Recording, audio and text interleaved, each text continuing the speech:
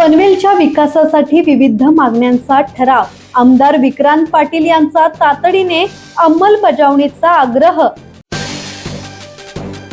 पनवेल तालुका आणि महानगरपालिका क्षेत्रातील प्रलंबित विकास कामे मार्गी लावण्यासाठी आमदार विक्रांत पाटील यांनी सिडको, MMRDA आणि राज्य सरकारकडे विविध मागण्यांचा ठराव सादर केला आहे।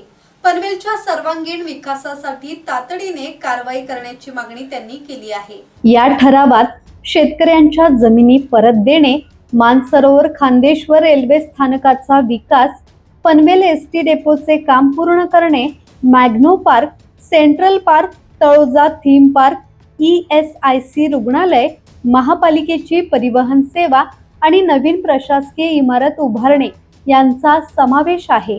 तसेच PMAY साठी भूखंड उपलब्ध करणे, पनवेल विरार कॉरिडोर, कामोटे अभ्यासिका केंद्र, कासाडी नदी प्रदूषण नियंत्रण, पोलीस वसाहत, आंतरराष्ट्रीय ॲक्वेरियम आणि नवीन वीज उपकेंद्र या मागण्यांचाही समावेश करण्यात आला आहे। या सर्व प्रकल्पांवर समन्वयाने आणि वेगाने काम करून पनवेलचा विकास साधावा असे आवाहन आमदार विक्रांत पाटील यांनी केले आहे। त्याचबरोबरीने सिडकोच्या वेगवेगळ्या प्रलंबित विषयांना घेऊन सुटलेले प्रश्न, त्यातल्या काही पाठपुराव्याचे विषय आणि प्रलंबित प्रश्न या विषयाला घेऊन एक विस्तृत बैठक झाली आणि त्यात सुद्धा अनेक विषयामध्ये सकारात्मक निर्णय झाले। म्हणजे अधिवेशनामध्ये ज्या पद्धतीनं नयनाचा प्रलंबित विषय होता तो मांडण्याचा आपण प्रयत्न केला, त्या ड्रोन सर्वेच्या माध्यमातून झालेल्या चुका आणि मला मिळणारा भूखंड आणि तो दुसऱ्याच्या बांधकामावरती त्याला मला फायनल प्लॉट दिल्यामुळे झालेल्या अडचणी, चुकीच्या पद्धतीने झालेलं नियोजन आणि त्यामुळे शेतकऱ्यांना विश्वासात न घेतल्यामुळे तयार झालेल्या अडचणी या सगळ्यांना वाचा फोडण्याचा प्रयत्न आपण अधिवेशनात केला होता। त्याला सकारात्मक सगळ्या प्रक्रिया झाल्या, उत्तरं मिळाली आणि आता फिजिकल पद्धतीनं हे सर्वे सुरू झाले। नांदगाव पासून, विचुंब्यापासून आज उसरली भागामध्ये, या सगळ्या भागामध्ये आता हे सगळे सर्वे अंतिम टप्प्यात आलेले आहेत। नयनाच्या भागातलं बंद असलेलं रजिस्ट्रेशन सुरू होण्याचा त्या ठिकाणी सुरू झालेला आहे, त्यामुळे अनेकांना दिलासा मिळाला।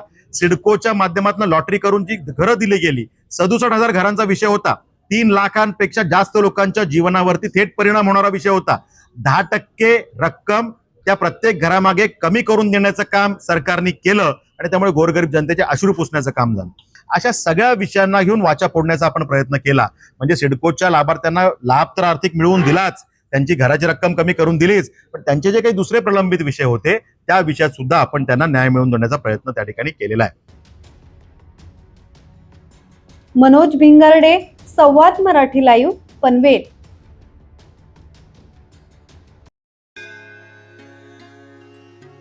श्री गणपती संस्थान महड, तालुका खालापूर, जिल्हा रायगड।